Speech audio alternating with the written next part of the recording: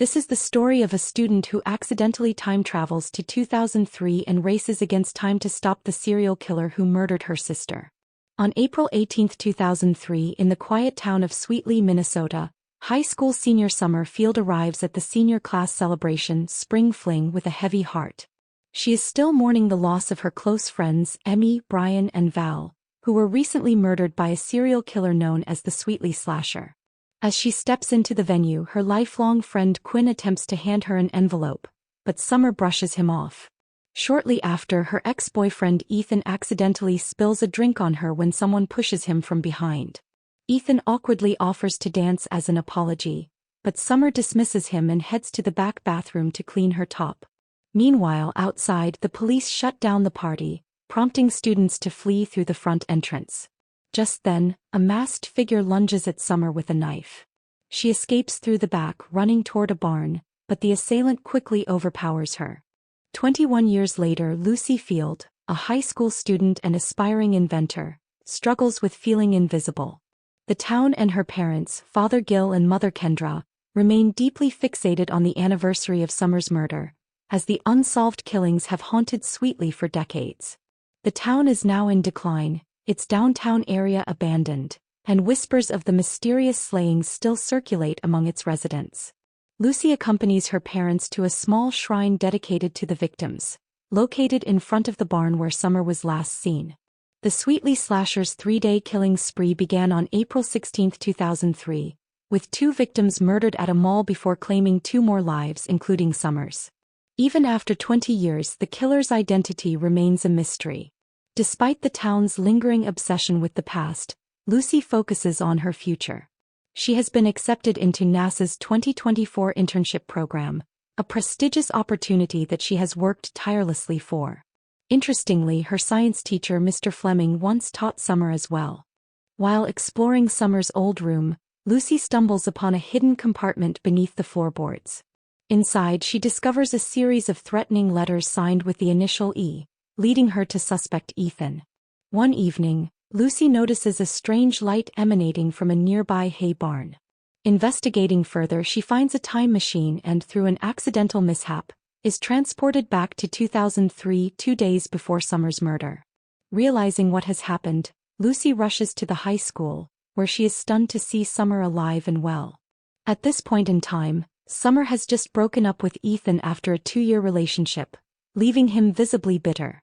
Taken aback by how lively and intact Sweetly appears in 2003, Lucy seeks out Mr. Fleming, hoping to gain insight into time travel.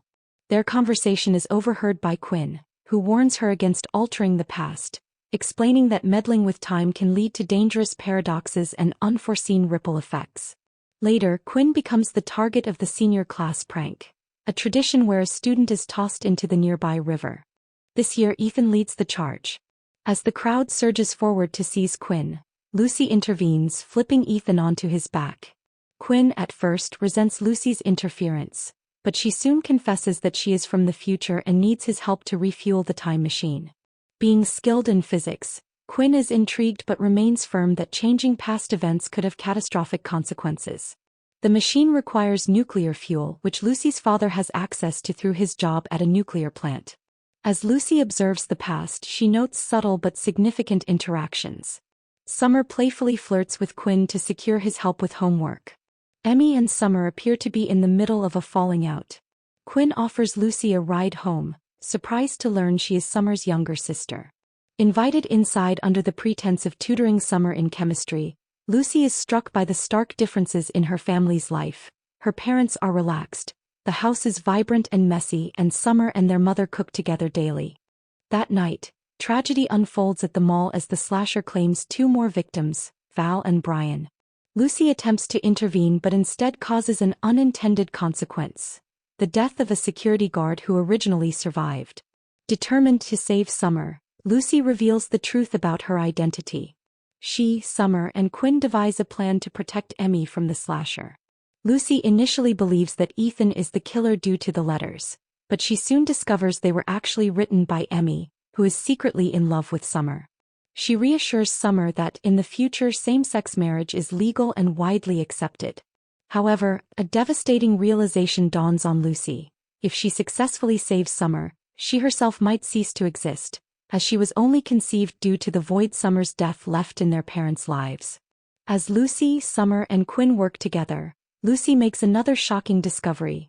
Quinn is in love with Summer. The envelope he had tried to give her at Spring Fling was in fact a love confession. Meanwhile, Lucy and Quinn manage to steal the nuclear fuel needed for the time machine, using her father's ID card. While at the facility, they uncover a disturbing clue. The slasher has also stolen a unit of the same fuel. On the night of Spring Fling, Summer attends the dance, where she publicly declares her love for Emmy. However, danger lurks nearby. The slasher strikes at the barn, but this time, Lucy and Quinn intervene just in time, preventing Summer's death. The true identity of the Sweetly slasher is revealed. It is Quinn from an alternate future. In his timeline, he was driven to madness by years of rejection and bullying, leading him to seek revenge on Summer and her friends. In his twisted attempt to change the past, he unknowingly set off a chain of events that resulted in Lucy's very existence. Lucy drags the future Quinn back to 2024, where she ultimately kills him by electrocuting and stabbing him.